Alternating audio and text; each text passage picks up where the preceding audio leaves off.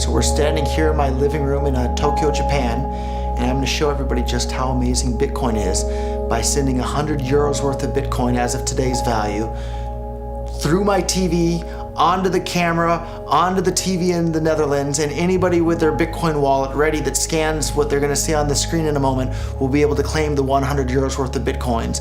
And there's nothing that anybody can do to stop it or to freeze your account or block it or control it in any way. So on the TV here, we have a Bitcoin address that I've just generated. And I have my phone here. I'm going to scan the QR code for the Bitcoin address on the TV. Now I have it. I'm going to send 100 euros worth of Bitcoins to that address. So we'll hit send. And anybody can monitor on blockchain.info the balance of this address. There it is, 100 euros worth of Bitcoins just arrived at this address. So total received 100 euros, final balance 100 euros. Just like that. So on this next screen you're about to see, anybody with their Bitcoin wallet that scans the private key that corresponds with that address will be able to claim that money just by scanning the code that you're about to see on your television. So if you want to take a look, here it comes, 100 euros ready for anyone to claim. All you have to do is scan this one right here, and it's 100 euros worth of Bitcoins as of today. By the time you scan it, it might be worth even more. So there it is for anyone ready to claim with their Bitcoin wallet. Okay, Holland, now you've just seen the power of Bitcoin. I sent 100 euros worth of Bitcoin from here in Tokyo directly to you guys through this camera, through the network, through the TV, right into your home. If I had tried to do that, send you the money with a traditional bank, it would have taken several days and probably cost 30 euros. I just did it right now with Bitcoin instantly, basically for free, and didn't have to ask anybody for permission. I didn't need a bank, I didn't need a government, I didn't need anybody. I just needed myself and you and our smartphones to do it. That's the power of Bitcoin. This is Backlight. Welcome to a world in which we can be our own bank.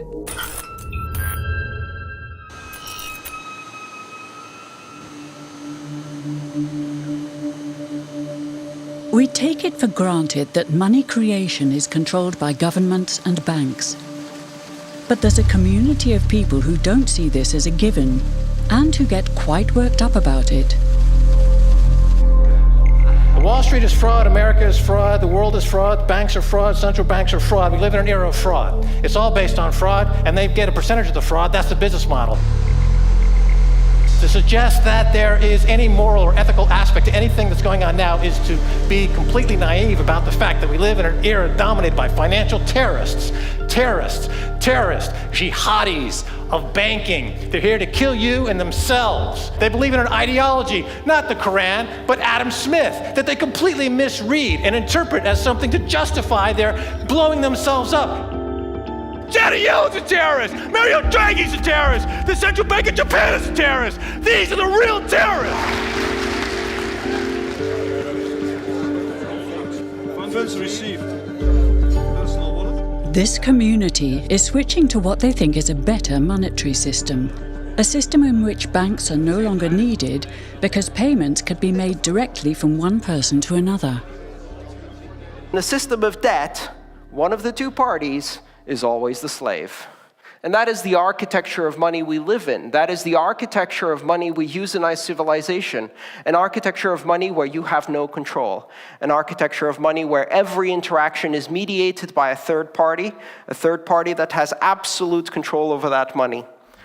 Bitcoin is fundamentally different because in Bitcoin, you don't owe anyone anything and no one owes you anything. It is not a system based on debt. It is a system based on ownership. And no one can censor it, no one can seize it, no one can freeze it. And what they will tell you is that they're worried. They're very worried. They're worried that criminals will use Bitcoin. But the truth is that they're far more terrified than all of the rest of us will. Thank you. Bitcoin, the cryptocurrency that was mostly known as a convenient tool for criminals, has suddenly become an important topic at conferences on financial innovation all over the world. Proponents speak passionately of a digital miracle that can save the world from financial ruin. The Bitcoin story starts off like a gospel revelation. It's November the 2nd, 2008, just 6 weeks after the Lehman Brothers collapse, and all over the world there are panicked debates about how to save the banks. Then, on a little visited web forum for cryptographers, a document appears in which a completely new monetary system is proposed. The visionary author calls himself Satoshi Nakamoto. First time I heard about it, I was at lunch with a buddy in Texas, and he said, man, there's this crazy new money. And so we talked about it over lunch, and then I went home and I said, man, I wanna see if I can buy some. At first, I wanted to buy some. I emailed a friend of mine. I think I probably saw the white paper in some web forum or something.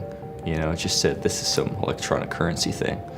And this was publicly available. You know, this was posted, I think December, 2008 or something. And these were the darkest days of the financial crisis.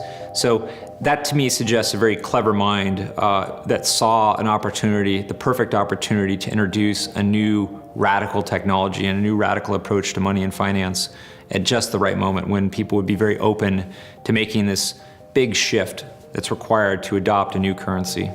I'm pretty sure Satoshi is a human being, although I'd really love to go find out that he was some advanced AI. But 99.99% chance he was a human being. What's exciting for me is like a global economy. Right now we say we have a global economy, but I can't take $1 and give it to you in the Netherlands and then you know what to do with it, right? You would have to go and change it to your native currency. And when you kind of eliminate that step, and I can just send you one form of payment and you can send me a product in a matter of seconds, that starts to change things from a global perspective. So The first wire that I sent was for $25,000, and this was in early 2011, and Bitcoins were somewhere around $1. All the way along, I was buying Bitcoin, and anytime I managed to earn some dollars from my other company, I put it into Bitcoin, and at this point, the vast majority of my net worth I've been keeping in Bitcoin for a while now.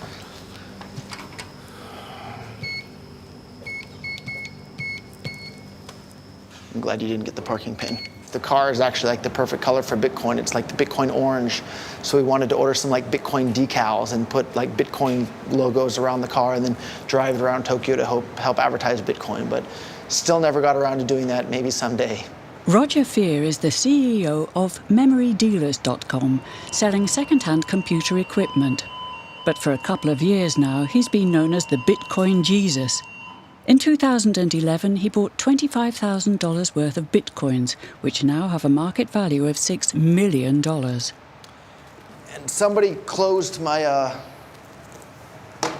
I usually leave the trunk, the hood open a little bit so that I can reconnect the battery, but I don't know how it got closed between now and the last time I was here, so we'll have to... Some people think of Bitcoin as sort of an early adopter thing, like, okay, I'm already too late, or... So isn't that a problem for Bitcoin? So thinking that it's too late to get involved in Bitcoin is like thinking it's too late to get involved with the internet or too late to get involved with using a cell phone. Like, it's not too late to get involved with Bitcoin. Bitcoin's going to make your life easier in so many ways. And the price of Bitcoin, too, it's not too late for that either. Bitcoin's like $270 a Bitcoin right now. If Bitcoin becomes really popular all over the world, Bitcoins are going to have to be worth at least tens of thousands of dollars a Bitcoin, if not hundreds of thousands of dollars per Bitcoin. So thinking it's too late to get involved with Bitcoin is like thinking it's too late to get involved with using the internet. Of course not. Like, it's ubiquitous in our lives, and Bitcoin's going to become ubiquitous in our lives as well. Perfect money should have a limited supply. That's one of the most important things. It needs to have a limited supply. It needs to be easily recognizable. It needs to be durable. It needs to be transportable. Bitcoin has all of those things better than any other form of money the world has ever seen. And that's why when I noticed Bitcoin for the first time, I realized that it's so incredibly useful as money that people are going to start using it more and more. Roger lives and works in Tokyo. He's outsourcing all the work for his own company so he can spend all his time promoting Bitcoin. So it's a pretty exciting time for Bitcoin right now with all the stuff going on in Greek. I mean, Bitcoin's up about $10 since yesterday, just since all the news on the Greek referendum vote, and just every day in Bitcoin is so exciting. So, and you can see, lots of trading and everything just in the last 24 hours there.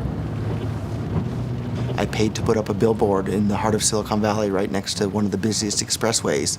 It just said, we accept Bitcoin, memorydealers.com, and then listed some of the parts that we sell. But then after that, I started paying for national radio ads in the United States that were on more than 100 radio stations across the United States, and paid for that for a couple of years. OK Wave, a popular consumer website in Japan, will accept bitcoins from now on. At a press conference, Roger Fear helps them spread the word. But today, one Bitcoin is 35,000 yen. だけど Bitcoin 世界中人気になったら絶対何百万円とか何千万円ならなければならない。絶対 Bitcoin は人気になったら。ロジャーさんから説明をしていただきますので、ロジャーさんぜひビコをご説明いただければと思います。いいマニにはこういうことがあるんだけど、ナタリーさんは私より日本語うまいだから日本人だから、これはちょっと難しいことだから説明して聞いてくれませんか？すごいお金にはすごいさまざまな役割があるんですけれども、ビットコインはですね、手数料もかからなかったりとか、すごく透明性が高かったり、すごくオープンなリソースであったり、すごくお金にある、重要な要素をさらに超えていい要素がいっぱいあるということですね。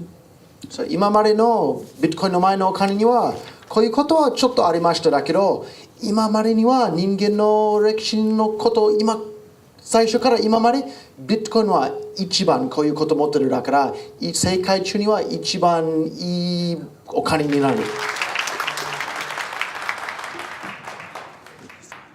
ビットコイン財布が持ってたら今から送りますよ。送った。もう入った。早いでしょ？5秒じゃないよね。早い。これ何？すごい。そう、アプリインストールしたら。そう。今送ってる。もう送った？もう入ったでしょ？でも今日は1000円分。ビットコイン本当に世界中人気になったら100万円になるの可能性は全然あります。Roger, are you giving bitcoins away? I'm giving every single person here 1,000 yen worth of bitcoins, which is like $8 and something cents. So, 今もう入った。それリフレッシュバットもう入った。OK. I've given away thousands of whole bitcoins to just various people on Facebook that would post their Bitcoin address. And this was back when bitcoins were a couple of dollars each, so I'm sure those people are pretty happy at this point. How could this digital coin invented by this Satoshi Nakamoto become hundreds of times more valuable than the dollar? And why do enthusiasts like Roger Fear want the world to switch to bitcoins? To understand this, we need to look at how new bitcoins are created, a complex process called mining. Promotional videos make it look as if everyone can just mine bitcoins. Millions of people all over the world earn real crypto money daily. It's quite simple. Just download the special software, connect to the web, and wait for your profits to roll in. For mining, you don't need any special knowledge. You can mine at home, at work, or at a cafe, anywhere there's access to the internet. In fact, lots of people have already received a good income from mining. It's interesting, but does it get us? Does it get you out of the bed in the morning? No, it doesn't. I get it. Huh? Does it get you out of the bed in the morning? No, it doesn't. I get it. Marshall Long was one of the world's first Bitcoin miners. Now he's the CEO of Final Hash, a company that professionally mines Bitcoins. Okay, well that's fine. We can talk about it more in Chicago. That's fine. So, back in the early days, you know, I'd get phone calls from my buddies. Oh, hey man, I lost 10,000 Bitcoins because my computer blew up, right? Back then, one Bitcoin was less than a penny, right? So nobody cared. They lost $10. I don't care, right? And now 10,000 Bitcoins, that's $5 million. That's a big deal, right? So now it's interesting to see how the industry has changed. There wasn't YouTube videos and all these nice things to show you how to mine. So it took me about 3 weeks to hook a computer up to figure out how to do this mining. And back in the good days, you could take a laptop like this and you could mine maybe 100 or 200 coins in a day. When summertime in Houston came, my wife was like, this AC has been on for 24 hours. It's really hot. What are you doing up there? I said, oh, I'm just running some computers. And she walks up there and, you see 50 graphics cards all running at the same time. And it's very hot. And she's like, okay, you gotta get out of here. You gotta figure something else out because it is too hot. Hey, what's up, Nerdgasm fans? Jerry here, aka Barnacles. I'm here with Marshall Long from @FinalHash. Now, we're out here at, I would say, what's going to be the largest Bitcoin mine in North America. And it's realistically an actual mining operation. Like, you can pretty much attribute everything that's going on here to like a real gold mining operation. It's like you have heavy equipment, you have cost, you have fuel costs, and you have recovery. Everything. That you then go and sell and turn into real money. That's right.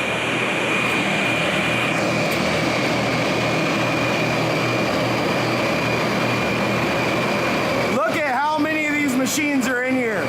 You got S4s, S5s, everything. Actually, this looks like it's mostly S4s, huh? Mostly S4s in here.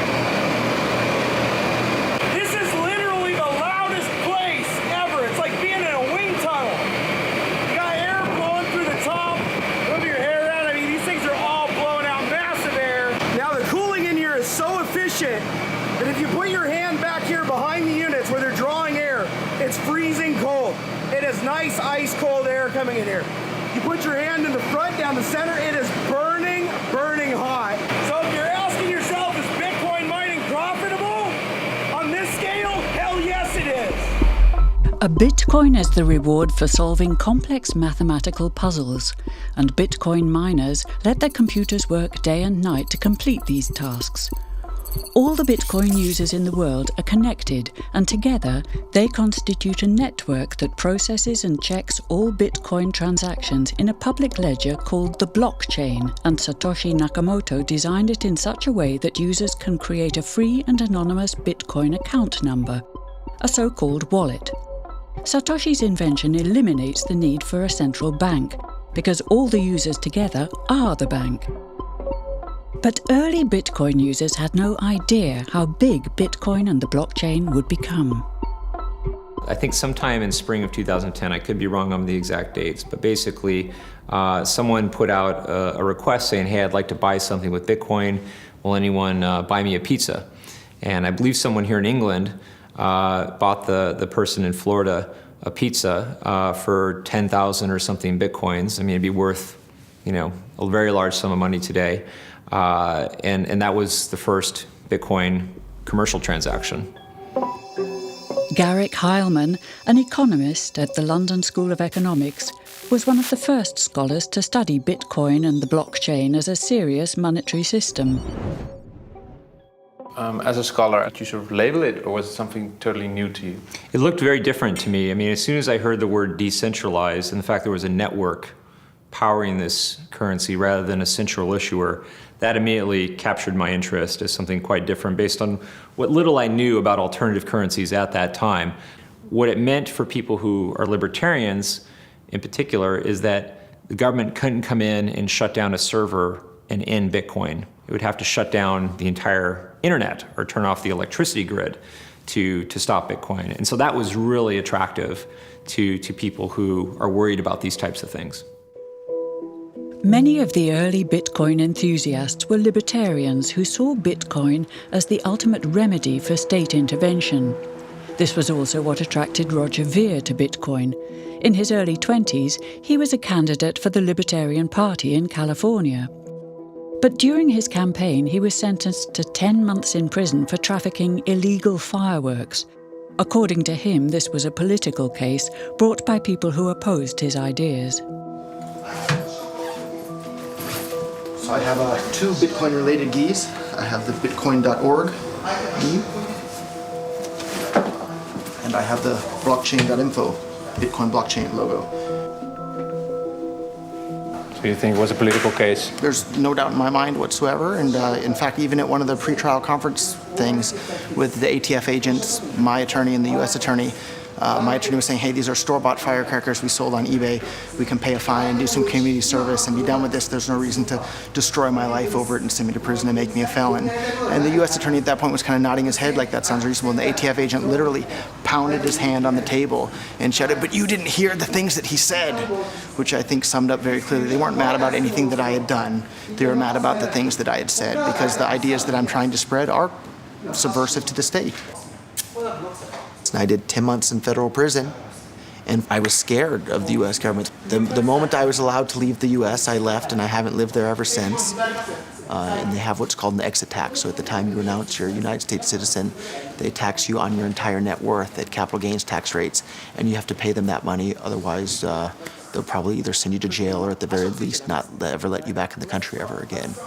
If you think about it, it's not all that different than slaves from the past having to buy their freedom from the plantation owner. Money creation by the state is sort of connected to state aggression for you, right? In my line of thinking is if you or I create counterfeit euros or print euros or dollars or yen, we would go to jail for counterfeiting because it's destructive to the economy. By counterfeiting dollars, it's stealing from everybody else in the economy that has money. When governments do the exact same thing, it has the exact same negative effects. The only difference is they call it fancy names like quantitative easing or economic stimulus, but it's destructive for the exact same reasons.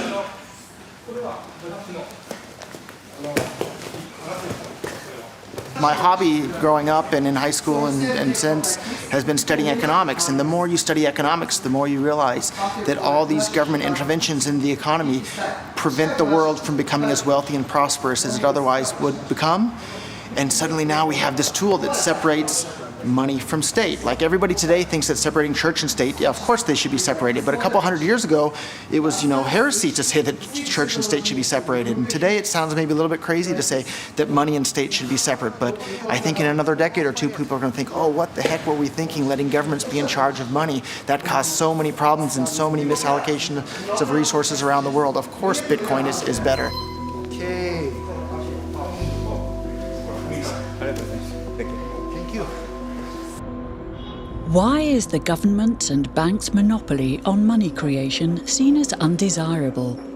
In his white paper, Satoshi Nakamoto didn't express his opinion on this. But it does seem that he wanted bitcoins to appreciate rather than depreciate, unlike money. He programmed Bitcoin in such a way that there's a maximum of 21 million bitcoins to be mined. Bitcoins weren't meant to resemble money, but gold. In November 2013, this dream became reality when 1 Bitcoin was worth an ounce of gold.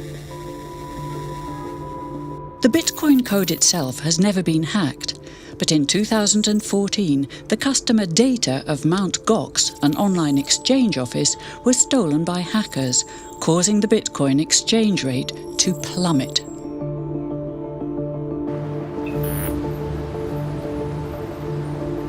At the Financial Times in London, journalist Izabela Kaminska has been critically following the Bitcoin exchange rate and community since the very beginning. I've always been a geek about finance, and I've always been a geek about how the system works. So like the really boring nuts and bolts, the plumbing of the system. And I think in 2008, it was the first time we all really thought, actually, not only is this system as we know it possibly crumbling, there might be opportunities for new systems to come up as a result of it. Yeah, exactly. Yeah. Well, yeah, so I guess I started writing about it again around here, 2012. And then we had the first little rally. And then this is also this is very reminiscent to the classic bubble I know that you chart. guys want to change the next. So you see, this is the famous bubble chart, which has takeoff, first sell-off, bear traps. That's the first little micro,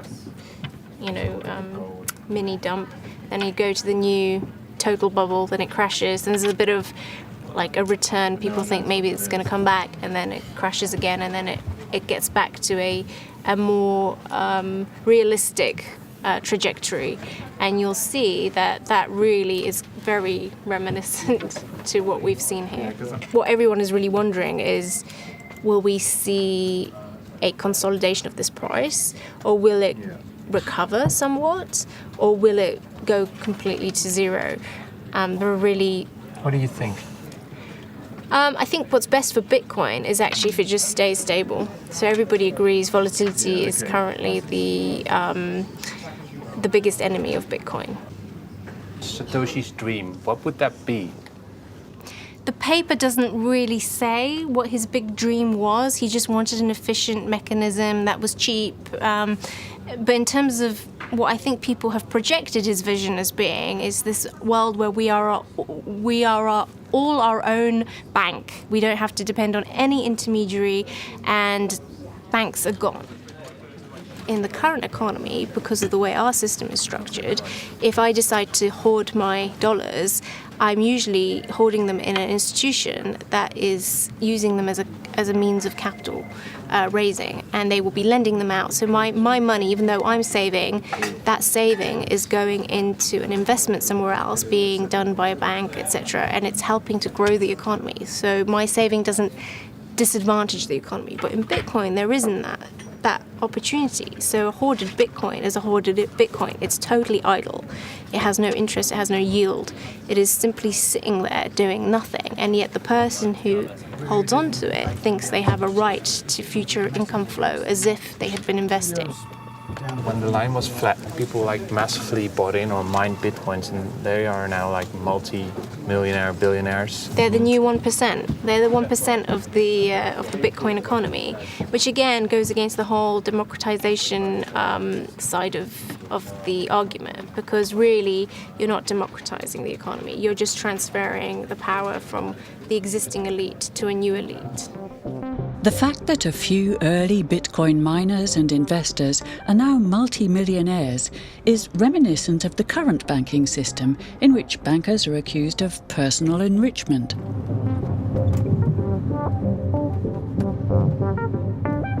So I got this degree in international development, and I was with my dog on this hill, and I was like, yeah, what could I do? I could go try and work, and say East Africa. I could try to go and explore economies there and see what's happening. I could try all these things, and then I was like, why don't I just try and break into the financial sector in London? That would actually be really, really fascinating. That'd be really amazing. And then once I had that thought, I just became obsessed with this idea. Brett Scott is the author of the book Hacking the Future of Money, about reforming the financial sector. To immerse himself in the system he criticised, he worked for 2 years as a broker in the City of London. We're now in the city. We just passed the border dragon. Those dragons mark the boundaries of the City of London. So it's a financial district. Cut off all my hair, I bought my first suit. Interestingly enough, I had 2 interviews with Lehman Brothers, literally weeks before they went bust. And I remember being up in the sort of like 35th floor or something, and the guy was like, oh no, everything's fine, you know. Don't believe the stories you see in the press about us. And then they went under. If you created an entire society that was reliant on Bitcoin, yeah, you'd have massive problems of inequality. But it's very important in that it forms a kind of counterpower to the existing bank payment system. So while I can critique Bitcoin as much as you want, I'm always aware that the existing bank system is highly flawed, and I like the fact that this exists as an alternative. What's happening right now in a lot of the banking scene is this move towards it's called a cashless society. But if you think about what that actually means, it means every single payment that you undertake has to go via a commercial bank. Now, that means every single transaction you ever do will be monitored and recorded in a database somewhere. It means you'll always be giving fees to various credit card companies and so on. So there's potential for huge amounts of surveillance. There's all sorts of problems that come with a cashless society. In that world, something like Bitcoin, which is an electronic version of cash, or electronic form of, an electronic equivalent to cash, becomes quite important. It's St. Paul's Cathedral across there, which is where the Occupy movement set up camp in London, and they were there for a long time. They tried to occupy the London Stock Exchange, but weren't able to get in, so they chose St. Paul's instead. Do you think of Bitcoin and the whole movement being as a sort of better form of Occupy? It's a different form of Occupy.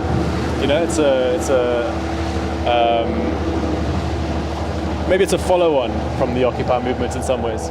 Bitcoin, as a form of protest against the current banking system, is propagated in the Netherlands by 3 Bitcoin enthusiasts who have created an app called BitKassa and who are now trying to convince all retailers in Arnhem to accept Bitcoins.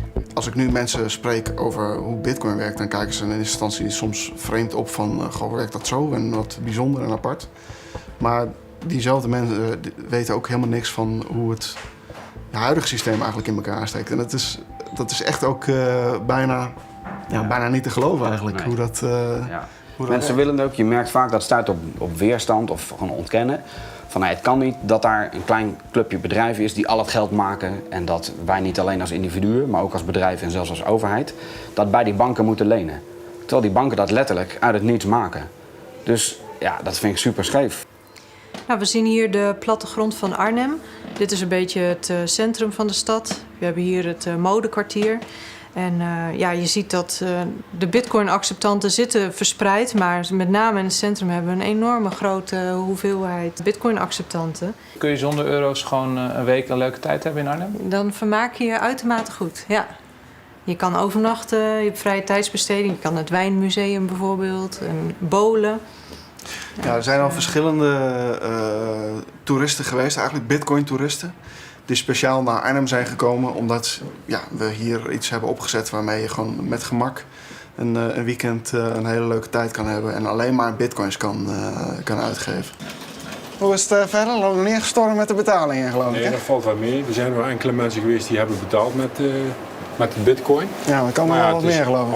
Altijd. Ja. Eigenlijk liever meer als met pinautomaat, maar ja, dat is afwachten allemaal. Hè.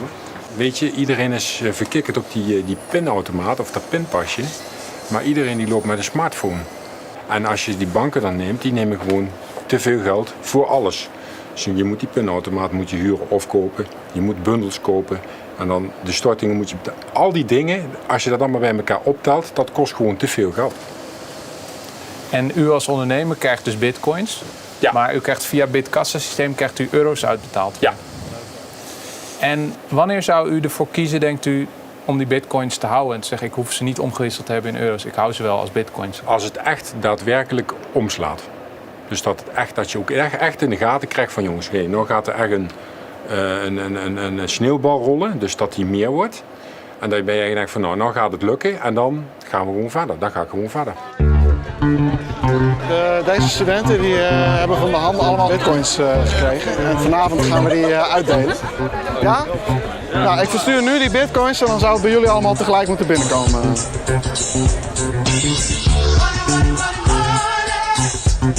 Is nu onderweg.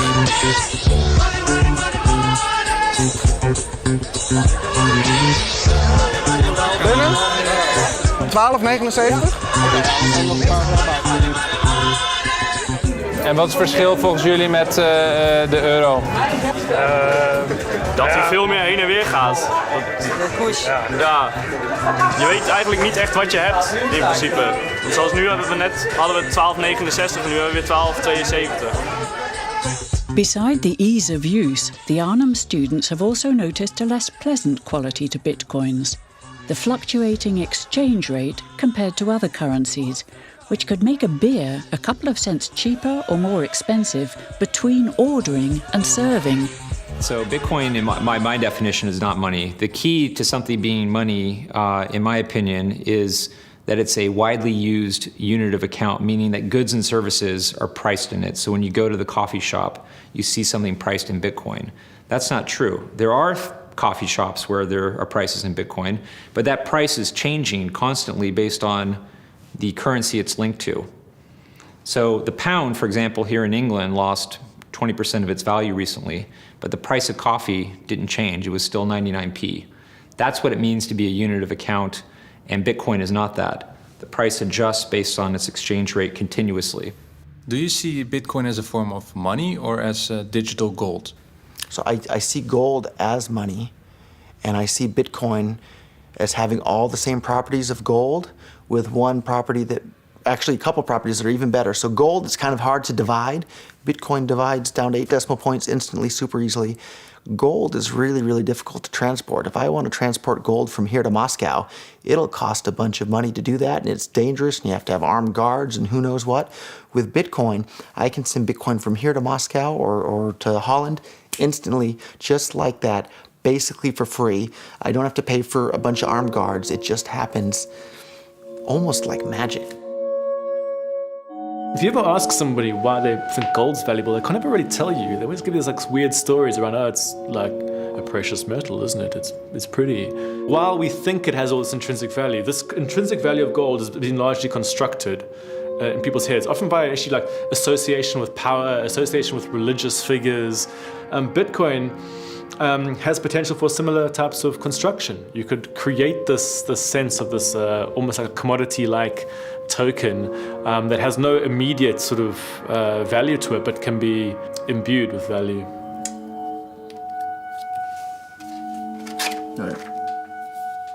As more people start to mine, they become harder and harder to find.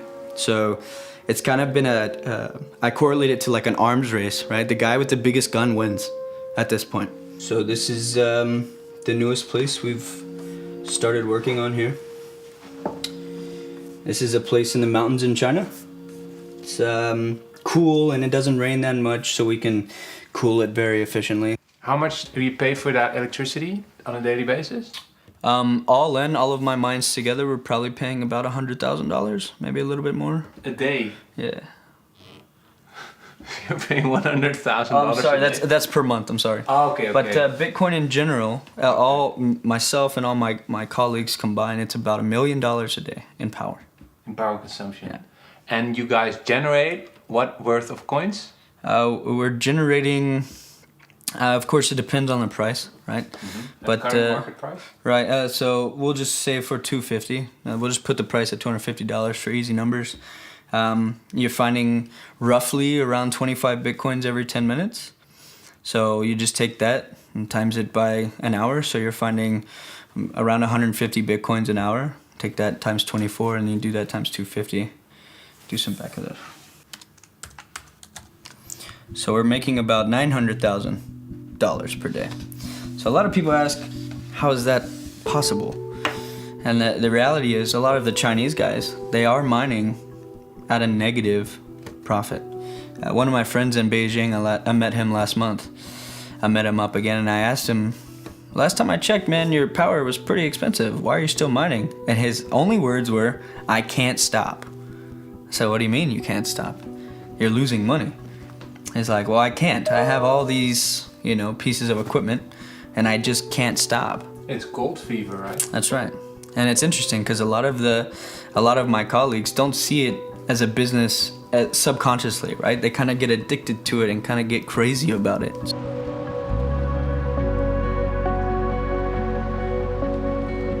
好，现在看到的就是我们那个长城镇的机房，这是我们大连的1号机房。现在有3层楼，我们使用的是第2层。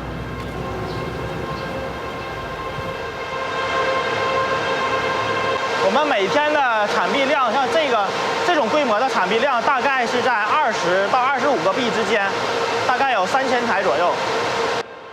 那员工大多数的时候，只要在工作时间都是住在这儿的。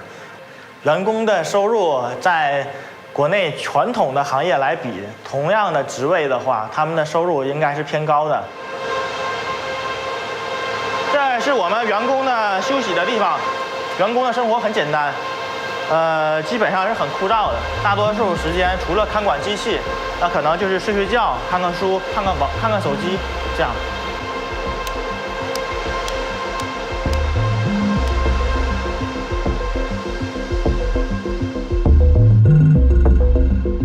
So what was supposed to be a very democratic system has ended up concentrating in exactly the same way that we have seen the banks concentrate their business. So now you have most of the miners are based in China, or most of the miners are huge server farms that, the average person can't be a miner anymore in Bitcoin. It's far, the barriers to entry are now really, really quite expensive. You have to invest in at least, you have thousands of dollars of equipment if you want to be a miner. And a lot of people who got into the first year of Bitcoin actually had mental breakdowns. It was so beautiful. It was like you're seeing, some of the most remarkable art ever for the first time. One of the qualities that I don't like about the community is that it's extremely absolutist, it's very politically led, and it assumes that its political ideology is the correct one, and it kind of thrusts its political ideology on everybody else. So I always say, I don't want political ideology when I'm paying for my coffee. I just want a payment network that works and that allows me to benefit from smooth transactions. Lots of paper money. So this is a receipt, and this is my public address and private key. You got it covered for us, so we cannot film it. That's right. Bitcoin. Over the past 2 years, new members are increasingly joining the Bitcoin community, not for ideological reasons, but for practical ones. In Kiev, there are some protests happening, so people started using social media to share their QR code. Within a matter of days, they automatically had $15,000 in their wallets from sympathizers to the protests. That money was transferred from around the world. It's an incredibly powerful example, because today I spent 7 years in Nicaragua, and today I still cannot use PayPal to transfer money to my friends in Nicaragua. Whether or not Bitcoin will be worth millions isn't the main question for many computer scientists, investors, and hackers. To them, Satoshi Nakamoto's real invention is the blockchain technology, a global open ledger which can be used to share much more than just money. You may think that Bitcoin is just another way to pay for a cup of coffee, but it's not. Bitcoin is just the denomination used to pay the toll to put stuff on this global ledger. Now, if you think about it, timestamp recordings of deaths, births, property, transactions, votes, this is the entire fabric of our civilization, which makes the blockchain one of the most profound human innovations of our time, because having a massive global ledger as a public utility can completely reorganize the way that we run our societies. Fundamentally, blockchain is a database sort of mechanism, and it's a standard, it's a protocol. And one of the problems we have in an increasingly globalized system is that everyone is operating their systems on their own local standards. And getting people to do everything in a uniform way that benefits all of us, like, bringing in the metric system, that is really, really hard. Blockchain offers an opportunity to start this new, exciting technological industry from a standard that is globalized and potentially uniform. So I see the potential that way. The decentralized blockchain makes it possible to share data publicly without a single party controlling the system. In the blockchain, all participants in the network are equal. Maybe inventor Satoshi Nakamoto saw Bitcoin as just the first experiment with this form of digital democracy.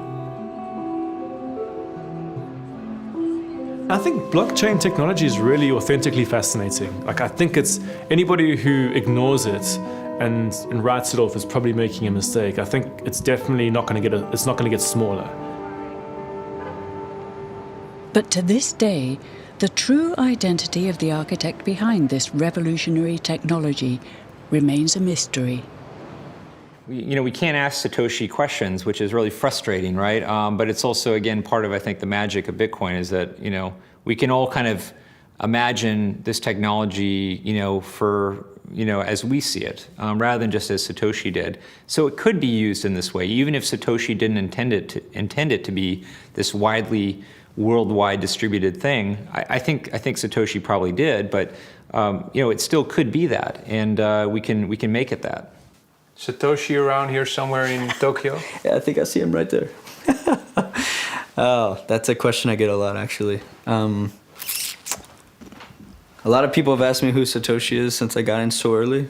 I think I've got a pretty good idea, but I like to keep that one close to my chest. So. Why? Tell me. because I'm not 100% certain. And the reality is it doesn't really matter, right? It doesn't matter who Satoshi is, because now it's kind of grown beyond like a pet project, right? What do you mean he owns, Satoshi owns how much? How many coins? I think he's got about 500,000 locked up. With his blockchain technology, inventor Satoshi Nakamoto has completely relinquished his control of Bitcoin. But he does own 1/20th of all Bitcoins himself. So if one day Bitcoin does become widely accepted as a currency, he will be one of the richest people on Earth.